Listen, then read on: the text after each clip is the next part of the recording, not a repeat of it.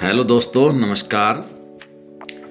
कहानी छोटी है परंतु शिक्षा जो है वो बहुत बड़ी है कि कानों से सुनी हुई और आँखों से देखी हुई बात कई बार गलत सिद्ध हो जाती है। तो इसलिए कोई भी कार्य करने से पहले उस पर गंभीर विचार कर लेना चाहिए।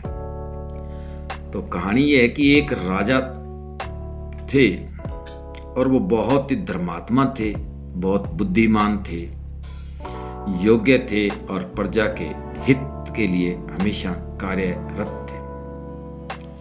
और उनकी जनता भी बहुत सुखी थी उनके कामों से, और जनता में राज में राजा की जय जयकार होती थी।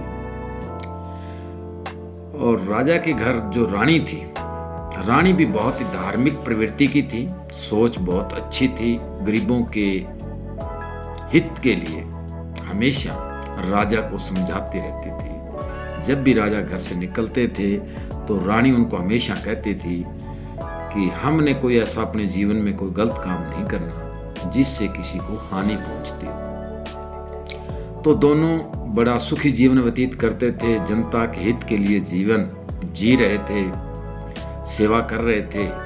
तो उनके घर में एक नौकर था महल में, और वो नौकर जो है उनके परिवार के सदस्य की भांति रहता था। नौकर राजा की रानी की अच्छी सेवा करता था, खाना बनाता था, तो काफी लंबे समय से रह रहा था। तो एक दिन नौकर के मन में आया कि राजमहल में जो राजा का महल है जिसके ऊपर रानी सोती है, इस महल के ऊपर, इस पलंग के ऊपर मैं भी एक बार सो के देखूं कितना का आनंद आता है। तो ऐसे उसके मन में बड़े बड़े ख्वाब चल रहे थे कि एक बार सो करके आराम करके मुझे देखना चाहिए उस बेड के ऊपर, पलंग के ऊपर। तो एक दिन उसने खाना बनाया, रानी को खिलाया, राजा को खिलाया। तो राजा साहब तो अपने वजीर के साथ बाहर राज दरबार राजकाज काम के लिए निकल गए, और रानी जो है वो पड़ोस में अपनी सहेलियों के पास चली गई। पीछे से नौकर जो थका हुआ था सारे महल की सफाई करके, बर्तन साफ करके, तो उसने सोचा कि पलंग के ऊपर मैं एक बार सो करके देखता हूँ, आराम करके देखता हूँ कैसा आनंद आता है। तो नौकर बेचारा उस पलंग के ऊपर राजा के बेड के ऊपर बैठा, और पास में सुंदर सा कंबल था, मुलायम मखमली। उसने उस कंबल को अपने ऊपर लिया और कहता हा करके बोला, जैसे हम आराम की पोजीशन में आते हैं वैसे उसने कंबल लेटा, कंबल अपने ऊपर लिया। लेकिन नौकर बेचारा हारा थका हुआ था, और ज्यों ही वो लेटा 2-3 मिनट नौकर जो था राजा का वो ख्वाब ले रहा था सोने का, भी हाँ ऐसे सोया करते हैं, ऐसे ये मखमली कंबल, ऐसे नीचे मुलायम सा गद्दा है, कितना सुंदर है, कितना आराम आता है। इतने 2-3 मिनट में उसको ऐसे सोचते सोचते नींद आ गई। नींद आने के बाद क्या होता है कि रानी आती है, रानी देखती है कि राजा साहब आए हैं, और राजा साहब आकर के सो गए हैं, क्योंकि कंबल ओढ़ करके मुंह ढक के सो गया था नौकर। तो रानी ने क्या किया कि राजा साहब बाहर गए हुए थे, थके हुए हैं, इनको उठाना नहीं चाहिए। तो रानी ने उसी बेड के ऊपर अपना कंबल लिया और पास में ही लेट गई और सो गई। उनको भी नींद आ गई, दोनों सोए रहे। कुछ समय के बाद राजा और वजीर दोनों आते हैं, और महल में क्या देखते हैं कि एक ही बेड के ऊपर 2 कंबल ओढ़ करके सो रहे हैं, रानी भी सो रही है और एक आदमी और सो रहा है। राजा ने धीरे सी, मतलब बड़े छिन्न स्वभाव से, गुस्से के मूड से कि रानी के साथ ऐसा कौन है जो सो रहा है, कंबल से थोड़ा सा उठाया और देखा कि ये तो नौकर सो रहा है और इधर रानी सो रही है। राजा को गुस्सा राजा को एकदम गुस्सा आया, क्यों न इन दोनों की धड़ जो है वो गर्दन दूर कर दी जाए तलवार से। तो राजा ने एकदम अपनी म्यान से तलवार निकाली और राजा जो है नौकर और रानी दोनों का जो गर्दन जो है कलम करने की तैयारी की या निश्चय किया। इतने में वजीर साहब ने राजा का हाथ जो है वो थाम लिया, रोक लिया। कहता है राजन, ऐसा नहीं करना चाहिए, एक बार सोचना चाहिए। कई बार कानों से सुनी हुई बात और आंखों से देखी हुई बात भी झूठी सिद्ध हो सकती है। तो इसलिए राजा साहब एक बार अपने को इस पर विचार कर लेना चाहिए, गंभीर विचार करना चाहिए, ऐसा ना हो कोई अपराध हो जाए। लेकिन राजा ने वजीर साहब को कहा कि हे वजीर, इस पर आंखों से देखने की, कानों से सुनने की और कितनी क्षमता होगी कि मेरे सामने ही दोनों एक ही बेड पर सोए हुए। वजीर साहब ने कहा, हजूर बादशाह सलामत, आप एक बार और विचार करें और जो आपने निर्णय लिया है इसको स्थगित कर दें, रोक दें मन में, और आप एक बार थोड़ा सा और सोचें। तो राजा साहब, क्योंकि जो लोग बुद्धिजीवी होते हैं, समझदार होते हैं, वो लोग बहुत जल्दी कहना मानते हैं, बात को पकड़ते हैं। जो कई मूर्ख आदमी होते हैं वो कहना नहीं मानते, लेकिन राजा समझदार था। राजा साहब ने अपनी तलवार को वहीं रोक लिया और वजीर साहब की तरफ देखने लगे।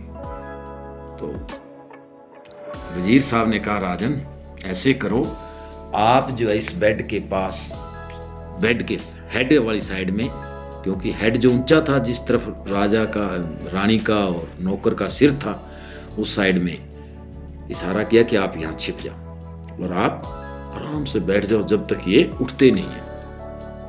और वजीर साहब जो हैं वो गेट के पास खड़े हो गए। तो क्या हुआ है, आधा घंटा, 15 मिनट, 20 मिनट, घंटा हुआ और नौकर को जाग आई एकदम।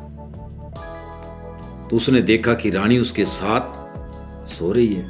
तो उसने सोचा अभी अनर्थ हो गया, रानी को पता नहीं कितना गुस्सा आया होगा। तो ज्यों ही नौकर उठा हड़बड़ाहट में, इतने में रानी को जाग आंखें खुल जाती है।